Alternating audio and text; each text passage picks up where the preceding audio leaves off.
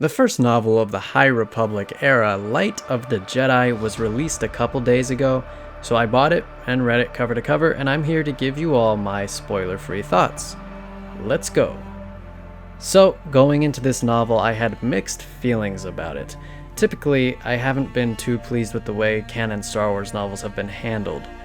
I'll probably make a video about that in the future, but in short, I felt that the novels, for the most part, weren't telling stories of significance. They'd leave the important stories for the films or television shows, and the novels would just end up feeling like a waste of money and time. So I was wary of that with Light of the Jedi. But on the other hand, the High Republic takes place almost 500 years before the prequels, so I knew that the book would have agency to tell an important story if it wanted to. To be as vague as possible, the book tells the story of a Republic-wide rescue and relief mission when a hyperspace accident threatens billions of lives. It was an interesting story to choose to launch the era, but I didn't mind it.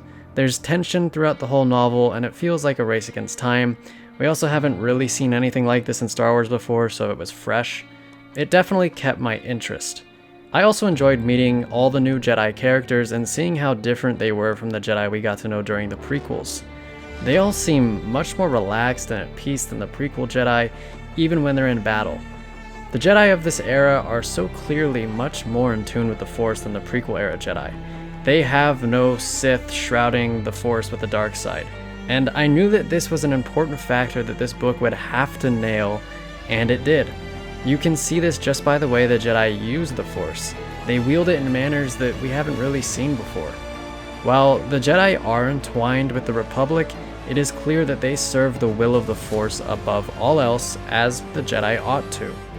In short, I think the strongest part of this novel was the distinction it provided between the Jedi of the High Republic era and the future Jedi we know and love in the prequel era. The novel also does an excellent job using many different alien species. Not every main character is human, and this is a problem I've had with Star Wars for a while now. We need more alien representation, damn it.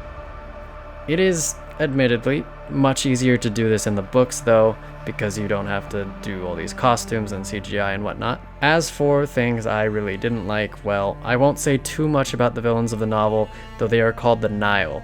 They're basically a feared space marauder organization. I will say that I wanted more from them. The art that was released of them last year looked promising, but I was disappointed overall with the Nihil, at least initially. The ending of the book definitely points them in a more fascinating direction, and perhaps they can develop into a more compelling faction down the road. As for this novel though, they weren't super interesting to me. I also thought that the book spread itself too thin. It jumped around from character perspective to character perspective, and I felt that there were just too many perspectives. I would have preferred that it stuck to 3 or 4 different character perspectives instead of the 10 plus that it did. And I mean, I understand. This is the first novel of the High Republic, and it was trying to lay the groundwork and establish characters. But I think it would have been better to strongly develop 4 or so characters rather than half developing about 15. I kind of compare this to how Marvel and DC went about setting up their cinematic universes. Marvel did it slowly and carefully, developing one character after the other with their own movie, and then DC just kind of tried to rush it, and they made Justice League after 2 movies. And it didn't work. It didn't work. So I would have preferred if this book had taken its time and explored 4 characters really well, rather than kind of trying to jump around and develop everybody, because obviously you're not going to be able to do that effectively. So, in the end, would I advise buying Light of the Jedi?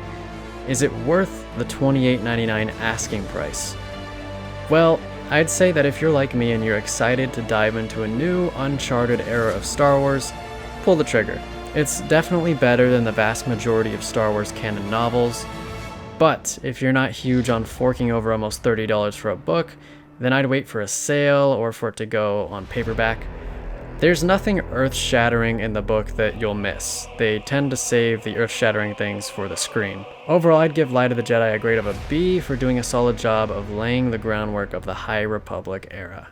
But anyway, have you read the novel? What do you think? let me know in the comments section below. I'll probably do a spoiler review of the novel soon, so be on the lookout for that.